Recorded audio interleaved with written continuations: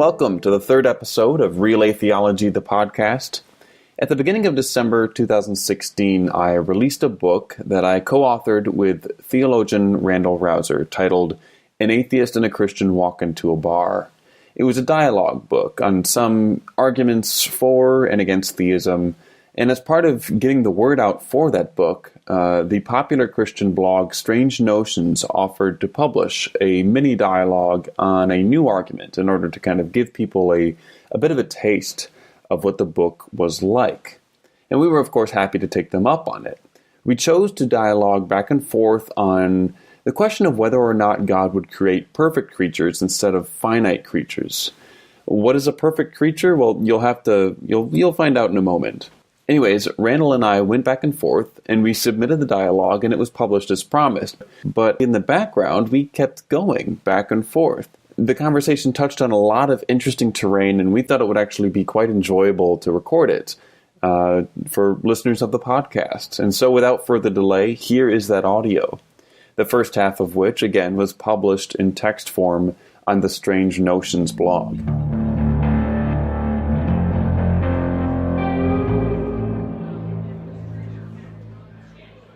Well, Randall, we've officially made it out alive. It's been an interesting year. 2016 saw the somber losses of some of the most beloved names in popular culture, as well as the death of sensible political discourse, all culminating with the election of a buffoon to the White House.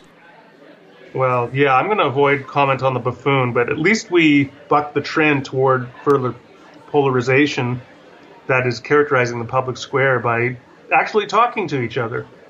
And yet, even after all our conversations and the publication of an entire conversational book, your theism and my atheism are still alive and kicking.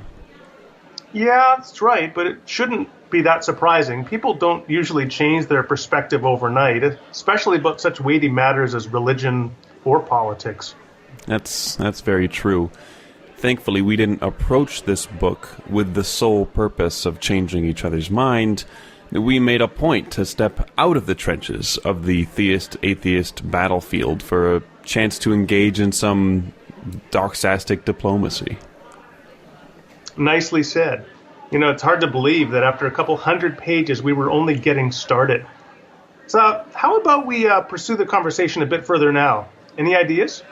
I've got one. So theists believe that God is the terminus of all explanation, that God is seated causally and logically prior to everything we know and everything we don't, with the possible exception of abstracta like universals or numbers. I think most would agree that God didn't need to create any of this. In other words, if he exists, any act of creation that followed was a free act of choice rather than one out of necessity. Yeah, sure, that sounds good to me. And moreover, God is in every way perfect. In that light, we can be confident that if God exists, then prior to creating anything, all that existed was pure perfection. But at present, there exists a universe made up of finite constituents. That fact is more surprising on theism than it is on the view which states that the natural world is a uncreated, causally closed system. So why would I think that that's true? Well, because nearly every reason that we might appeal to in order to explain why God has created such a universe would far better motivate God to either refrain from creation acts altogether or create something entirely different. That's interesting. So you think that we should expect God to create an infinite universe? I'm not sure I follow your reasoning here. Not quite. See, I think that if God is to have reasons to create at all, those reasons would lead him to create one or more of what philosopher Evan Fales calls perfect creatures.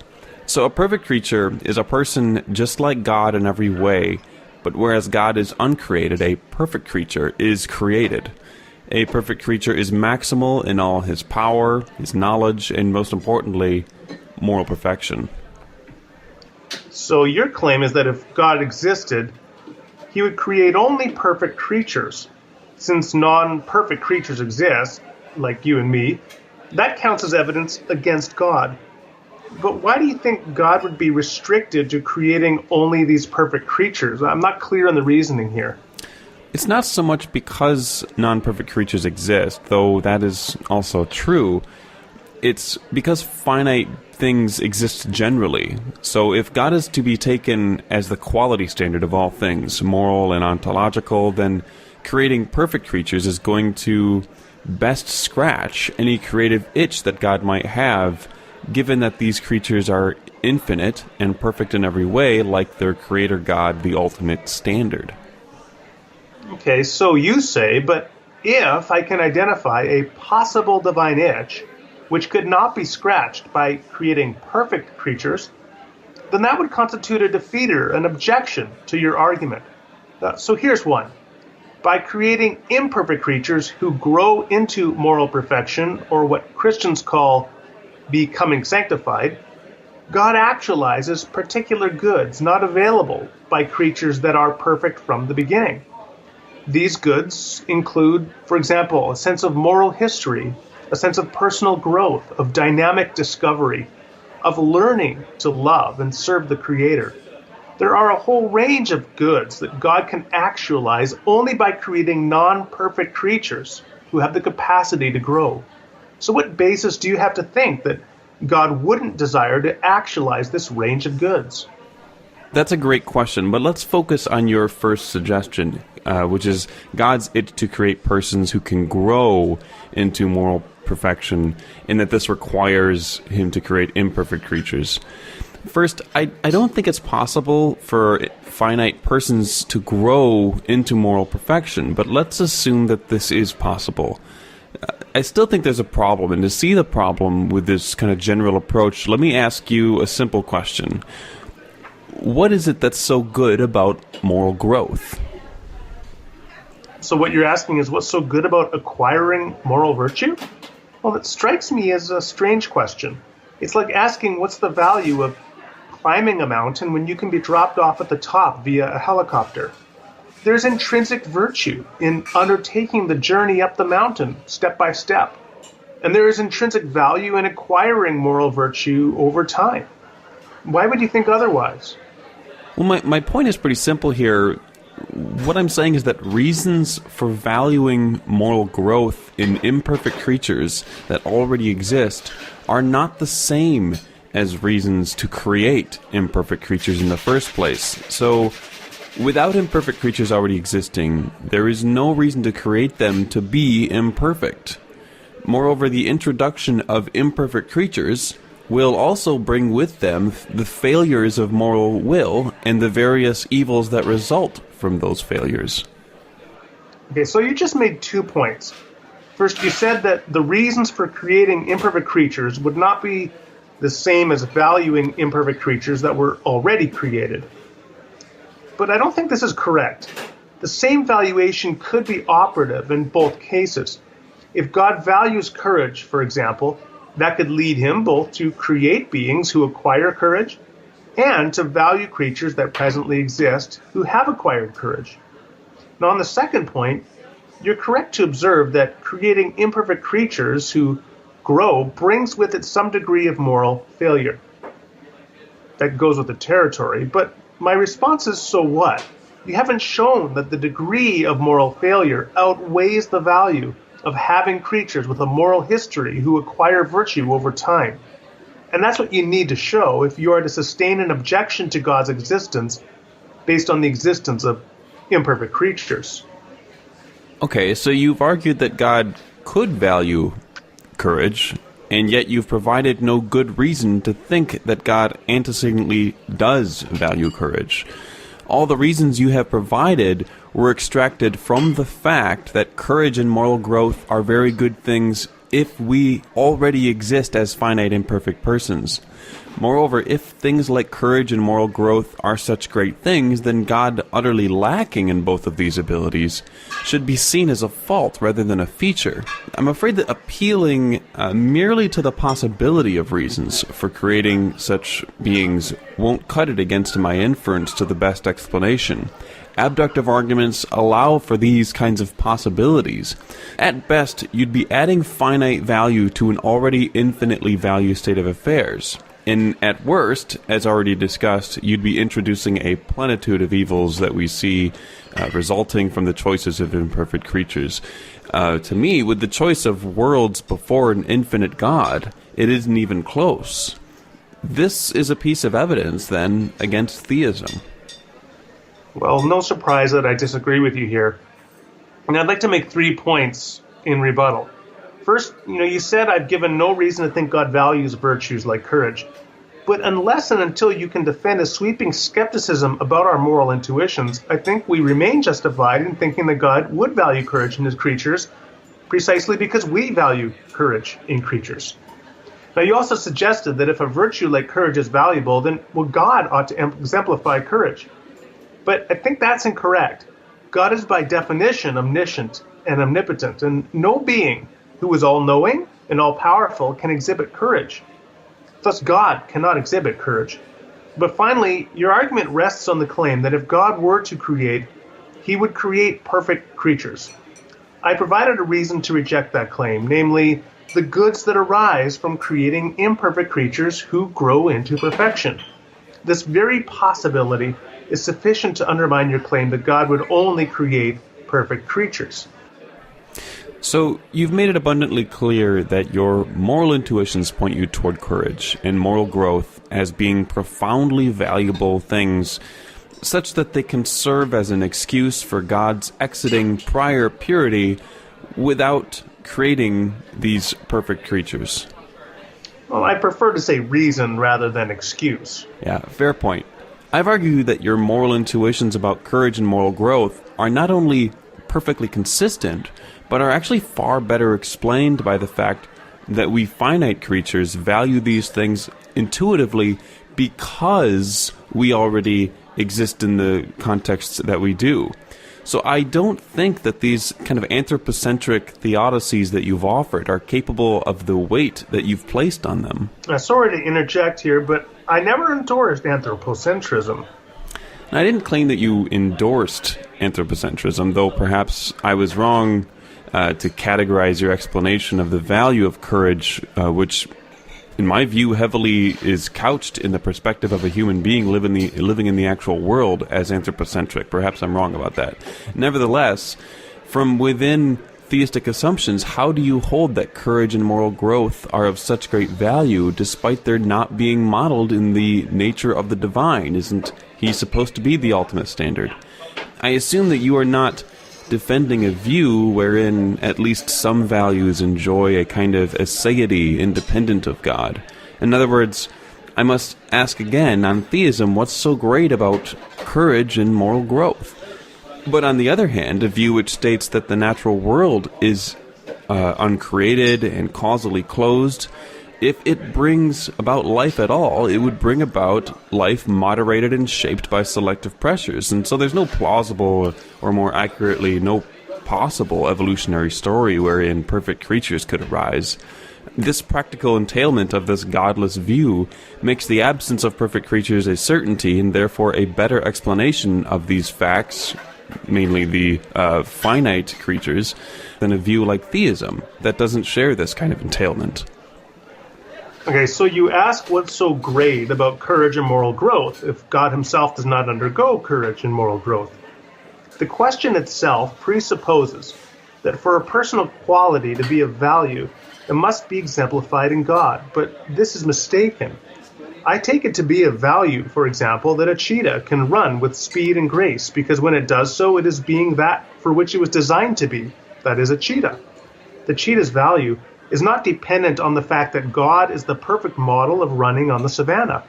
Rather, a cheetah's value comes relative to fulfilling the purpose for which it was made, a purpose that need not be modeled in God. And so it is, I would say, for human persons. Our value is not dependent on the attributes we develop first being modeled in God. God doesn't need to be courageous for courage to be of value for human beings. If you don't value courage and its acquisition, then perhaps the best I can do is point to monumental instances of courage and hope that you share my intuitive recognition of the value of those examples.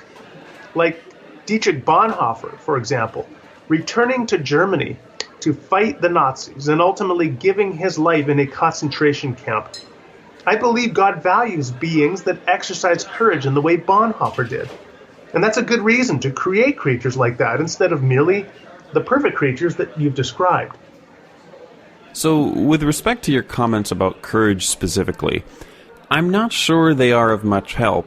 To be sure, your praises of Bonhoeffer's behavior in the face of adversity go a great distance toward demonstrating the value of courage in a world that is already pre-packed and full of evils to overcome and press against.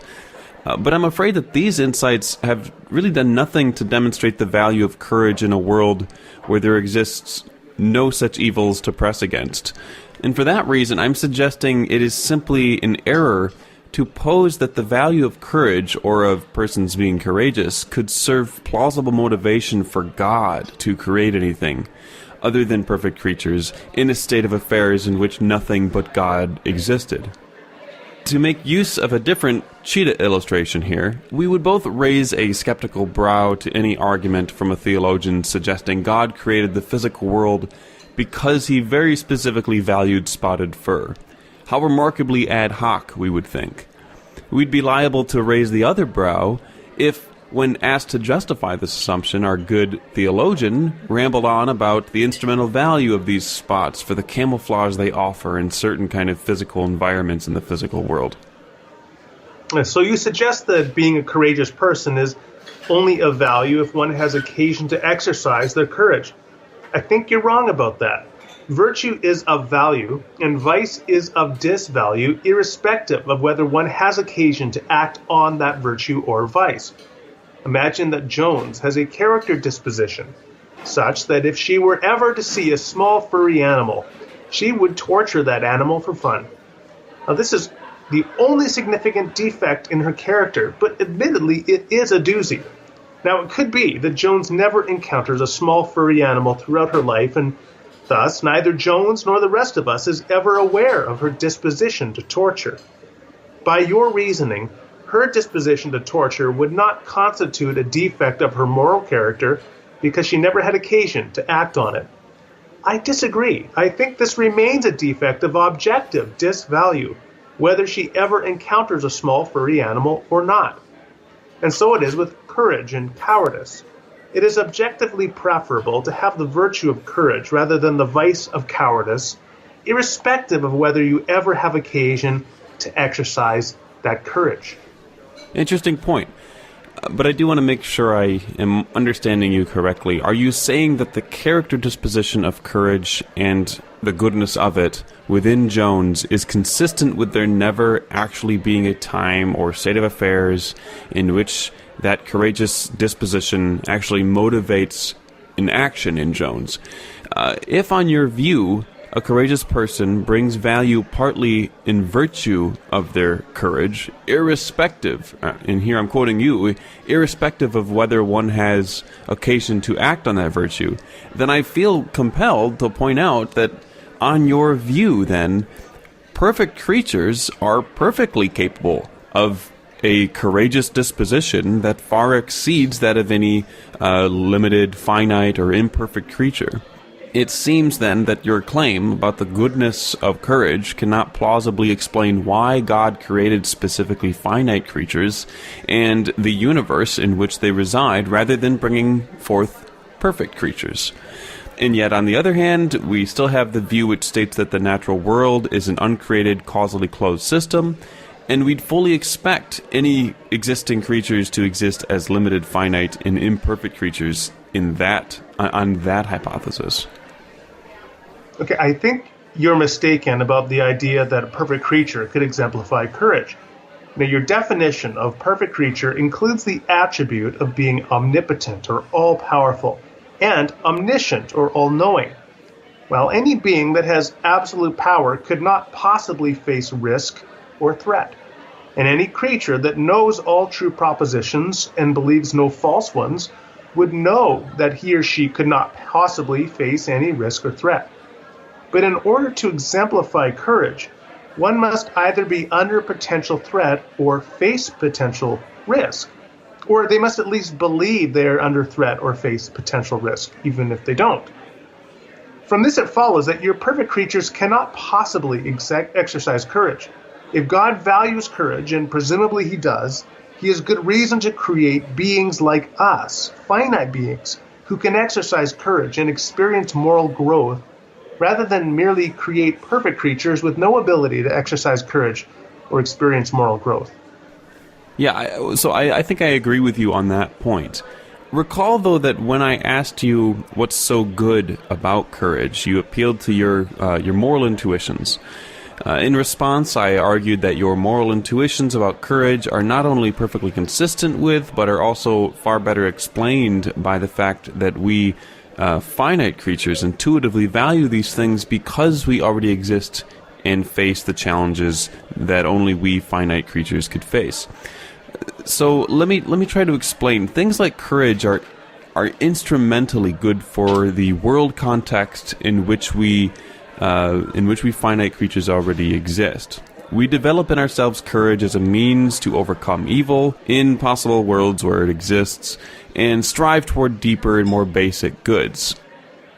What makes courage seem so good are the deeper goods toward which courage is often rightly aimed. With this distinction between instrumental or worldly goods and the deeper, more basic goods toward which they are aimed in mind, it's still far from obvious, indeed the waters are quite murky, why God would create imperfect finite creatures in the first place rather than perfect creatures. On the other hand, an uncreated causally closed system is a system in which creatures that come to exist will always come to exist as finite and imperfect. So the finitude of the creatures that do exist in the actual world is not surprising on the causally closed system. Okay, so what you call the instrumental goodness of courage is rooted in a deeper intrinsic goodness. The goodness of being the kind of creature who combines wisdom and selflessness when under threat in a sort of golden mean. After all, that's what courage is. It consists of the golden mean between cowardice and foolhardiness. The kind of creatures you describe cannot exemplify this intrinsic virtue because they can never be under threat or believe they're under threat. It's not open to perfect creatures. Well, since God values this intrinsic good, he creates creatures like us, imperfect creatures who can exemplify it. I think we might be actually reaching out in two different directions here. We might be talking past each other with how we're actually using these words. But I'll wait my turn. Go ahead and continue. Okay, well, your position is analogous to claiming that a perfect gardener would only include orchids in his garden. I have no beef with the presence of orchids in the garden. My only point is that roses have their own qualities too, and thus the gardener could have good reasons for including roses as well. So if we walk into a garden and the first thing we see is roses, that isn't evidence that there isn't a perfect gardener. By the same token, I have no theological problem with the idea of God creating what you call perfect creatures. My only point here is that he'd have good reasons to create us as well. Just as roses have qualities that orchids lack, so we have qualities that perfect creatures lack. And thus the existence of imperfect creatures, like human beings, is not evidence against the existence of God. So, as I said, I worry that we might be talking past each other. When I talk of deeper goods or basic goods, I have in mind those goods which are plausibly foundational, rather than those which are derived from deeper goods, and which apply only in certain worldly contexts, which presuppose the existence of evil, like courage, for example. For example, I agree with you that selflessness is plausibly a deeper moral good in that sense, just as I agree that wisdom is as well. On theism, those goods would already exist to the greatest possible degree and purest possible forms in the person of God prior to creation. These goods would also exist in any perfect creatures if God felt so moved to create such beings. But this is not the case with the worldly and evil presupposing good of courage.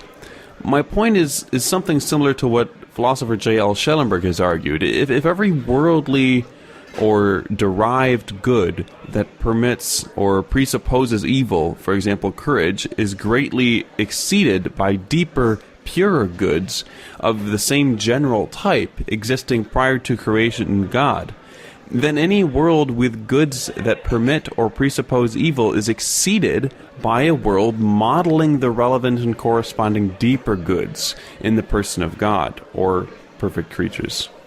I don't think we're talking past one another here. I think we just disagree. Look, orange may be derived from a combination of yellow and red, but that doesn't change the fact that orange is a color in its own right. And a tableau that includes orange may well be richer for its inclusion than one that is limited just to red and yellow.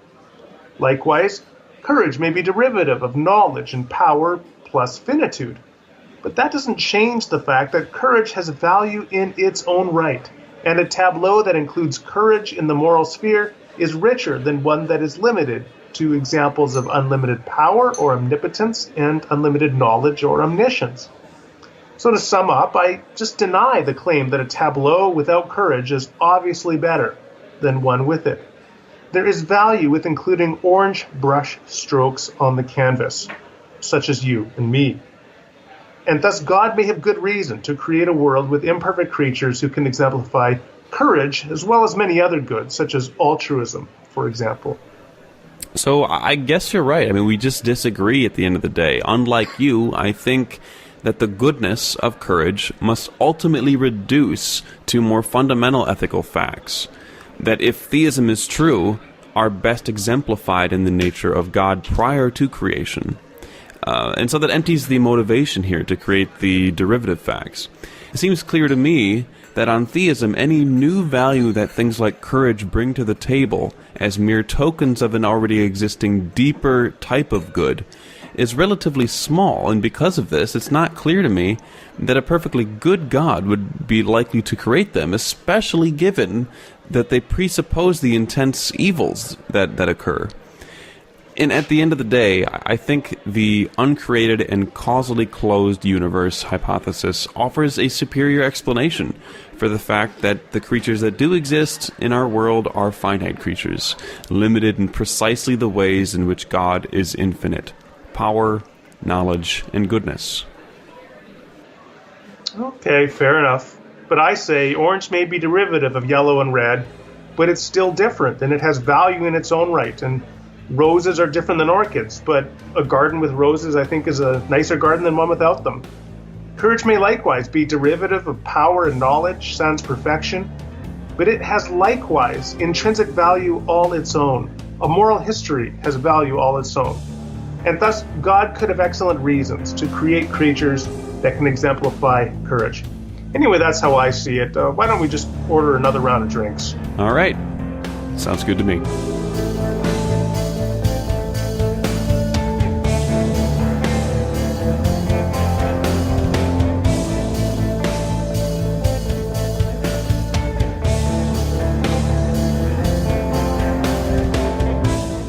If you have questions or comments about this week's episode, visit realatheology.com or email us at realatheology@gmail.com. Be sure to like our Facebook page and follow us on Twitter at realatheology. If you find value in this podcast, there are a number of ways by which you can help support the show. You can submit a review of the show on iTunes or your favorite podcast client. Share the show with your friends and family. Join Patreon and pledge a modest amount per episode at patreon.com/realatheology or donate via the PayPal link on our website. The intro theme is by Thomas Smith of the Serious Inquiries Only podcast. All other music is by Jason Camo of A Lost State of Mind. We would like to thank our patrons: Matt Smith, Richard Kane, Daniel Stenning, Jeremy Zeers, Brandon McCleary, John Danaher of philosophicaldispositions.blogspot.com, Jason Mecoleta, Evan Wirtz, St. Nimbus, Bob April, and Alexander Songe.